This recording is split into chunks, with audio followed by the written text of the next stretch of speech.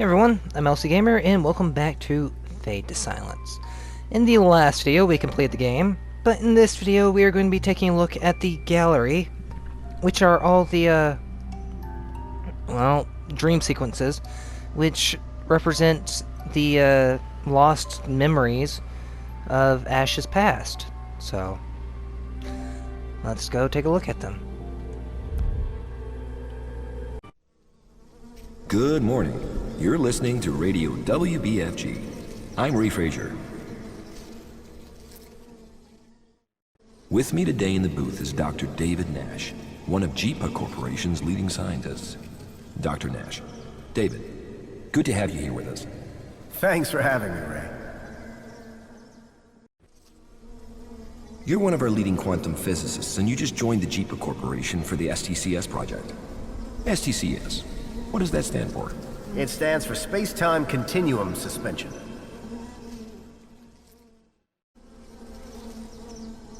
I don't know about you folks listening out there, but to me, that sounds dangerous. Look, Ray, we're definitely not trying to break down the space-time continuum. We're just doing fundamental research. All right, but fundamental research? What does that even mean? It's all about trying to understand something, to observe it, not to change it. For STCS, we're going to use our giant particle accelerator to create a tiny rift in the space-time continuum. It's so infinitesimal, you can't even see it with the naked eye. The rift won't be open for long, just nanoseconds really. But this tiny moment, it allows us to study the space-time continuum in a way no one ever has. The technology just didn't allow us to until now.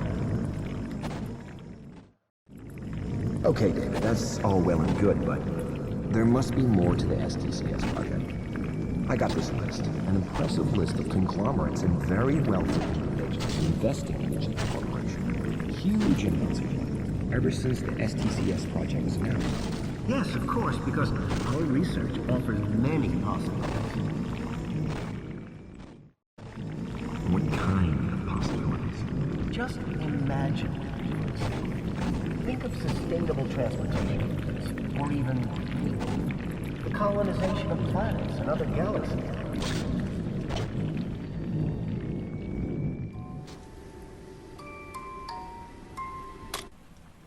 Good morning. You're listening to Radio WBFG. I'm Ray Frazier. In just 2 days, the JIPA Corporation begins a highly controversial series of experiments. The researchers will attempt to suspend the space-time continuum. We have Dr. David Nash on the line. He's a member of JIPA's Space-Time Continuum Suspension Team. Good morning, David. Good morning, Ray. David, you couldn't join us in the studio today because the JIPA facility is completely surrounded by thousands of protesters. The police estimate 30,000 total, while activists say 50,000. How's the situation inside the JIPA facility? We're doing just fine. We're preparing our experiments. Management expected protests and laid in a supply of coffee and donuts to keep us alive and working. Activists filed for an injunction against your experiments.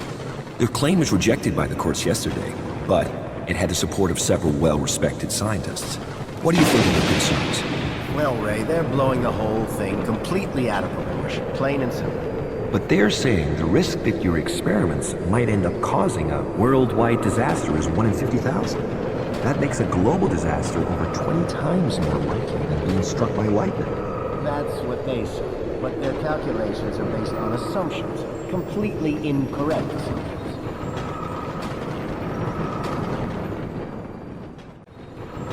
So, no doomsday this week, says Dr. David Nash. Believe me, Ray, we wouldn't proceed with our experiments if we had any doubts whatsoever. The day you wake up after our experiments, it'll be just another ordinary day. Nothing will have changed, absolutely nothing. But in the coming years, you'll enjoy all the advantages of what we uncover in the next few days.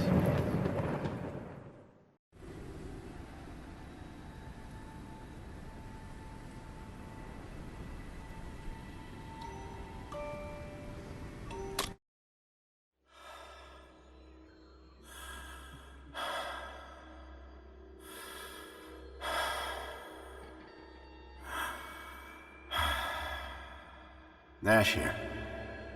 I've reached basement level 3. Opening the security door to sector C1. Anything going on down there? No, nothing to report. The lights are flickering, that's all.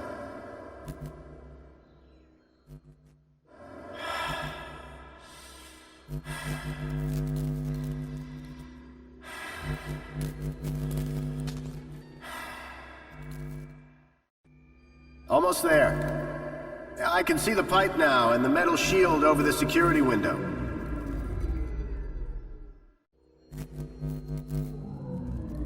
Damn it. The lights went out. Switching to flashlights.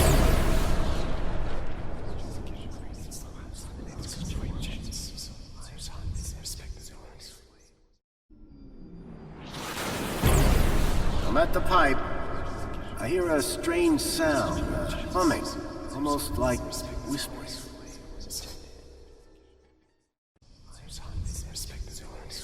Can you open the shield and take a look?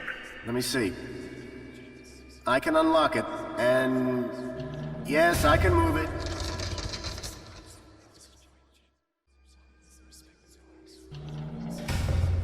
Opening the shield now. What do you see? There's a dimensional rift right in the middle of the pipe. Much bigger than expected. It's pulsating, it's widening. A kind of red web, almost like a veil surrounds it. See if you can open the valve. Turn off the vacuum within the pipe system. That should close the rift.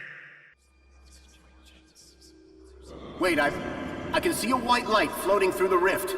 There's a body-like silhouette behind it. Its movements are graceful, almost divine.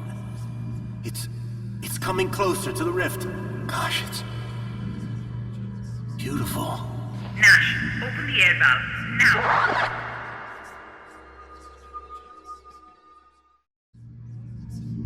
The valve is open, but the vacuum is still intact. The valve must be clogged. There! It's the red veil. It's spread over the valve. Get out of there. We have to find another solution.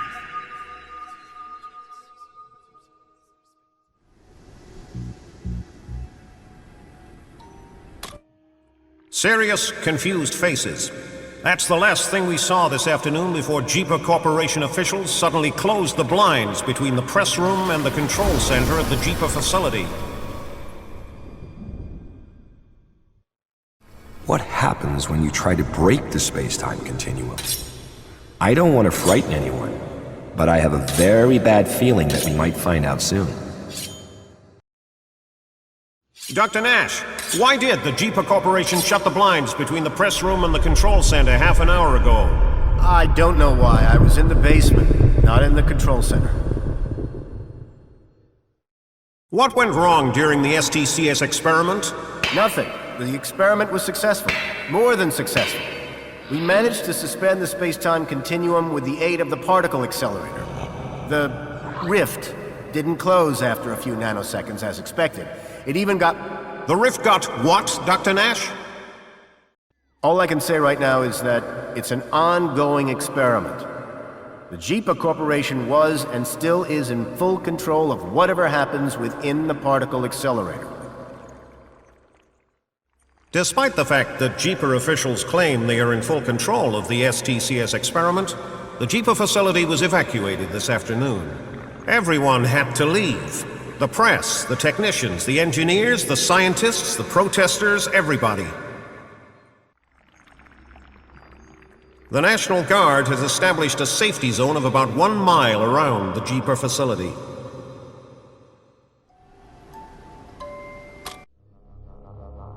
Good morning.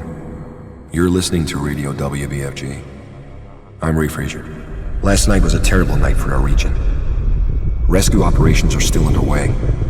We were hit by an earthquake with a magnitude of 8.0 on the Richter scale. 8.0. But what really worries me is the fact that the epicenter of the earthquake was directly underneath the Jeeper facility. And what happened there 2 weeks ago? Exactly. Some scientists messed around with a space-time continuum. The National Guard has now expanded the safety zone around the JIPA facility from a 1 to a 10-mile radius. And an even larger area around the facility has been evacuated. 2 helicopters crashed this afternoon when a press team attempted to fly into the safety zone around the JIPA facility. Their helicopter was intercepted by a military vessel. During the subsequent pursuit, the helicopters must have collided, with tragic results. Both machines went down.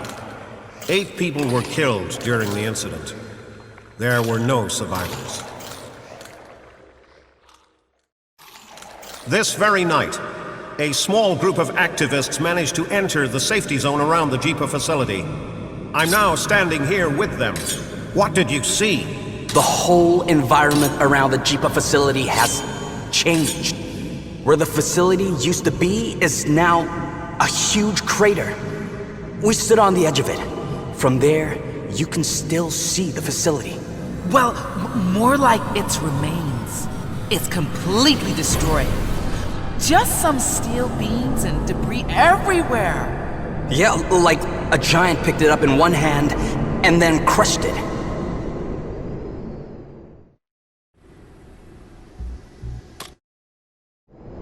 And everything is covered by this red stuff.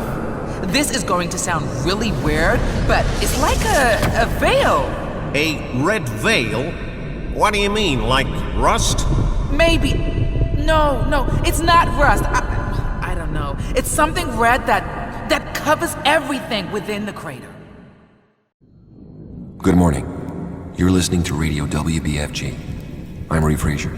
This afternoon's earthquake was the second major earthquake this week and the 8th since the JIPA facility's disaster. Things just keep getting worse. Scientists have been warning us for years about the supervolcano underneath Yellowstone National Park. It might erupt at any time if the problems at the JIPA facility can't be contained soon.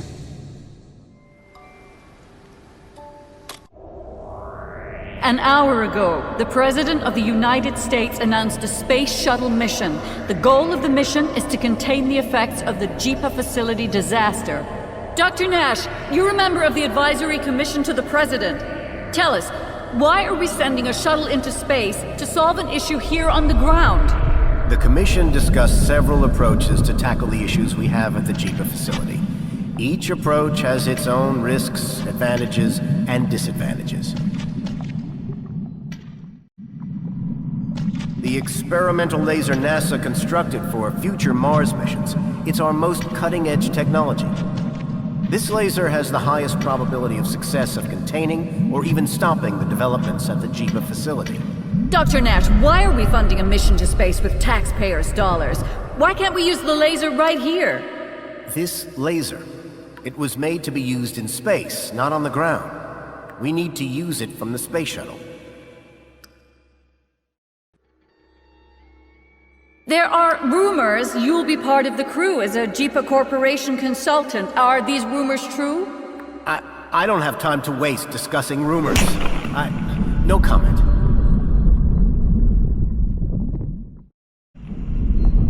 Why can't you stay, Dad?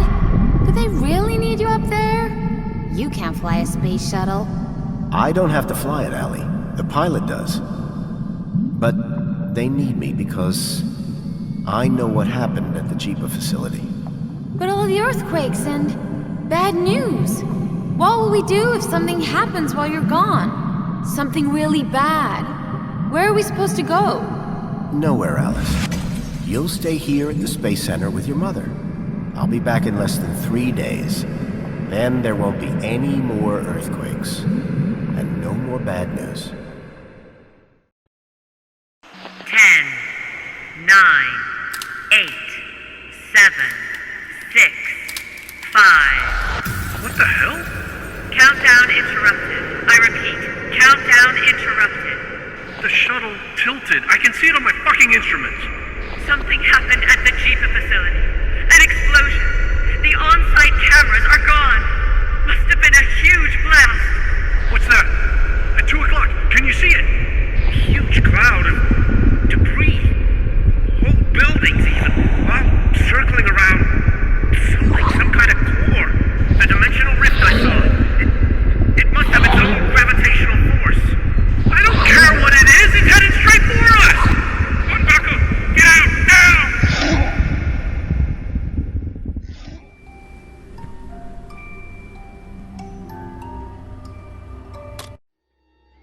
Alice! Rachel! Dad! Oh, thank God you're here, David. I thought we lost you in all that. Listen, we have to leave. Now. We're too close to the Jeepa facility. Whatever happens will be far worse here than anywhere else on the entire planet. But we can't drive. There's a traffic jam from here to... We can make it to the harbor on foot. Come on. I found us a ship. The captain's ready to sail south. I convinced her to take us with her, but we have to leave now before anyone else tries to get on board. That's the ship? Are you sure, Dad? If it can handle all that cargo, it can take the three of us. If that old rust bucket can get us out of here, I'll take it. Dad? What's that? Over there? Oh my God! A tsunami! We're not gonna... Rachel! Allie, the ship can handle this wave, but here, take this rope. Let's tie ourselves together. I don't want either of you to get washed overboard. But that wave is huge! Even taller than a house! Are you sure we'll be okay? What if the ship can't? The captain's taking the wave at the right angle. We'll make it. I promise. It's too high! Hold on! I can't! Gotcha! Hang on, Allie! We're almost over the top! No! We're falling! David, we're... Ah!